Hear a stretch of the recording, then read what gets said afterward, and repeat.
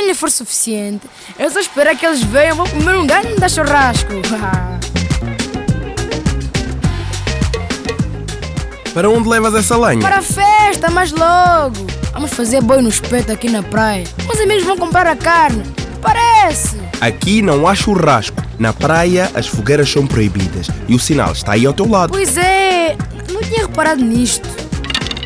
A madeira não é para deixar no chão. Já que a apanhaste, deita no lixo ou então leva para casa dos teus amigos.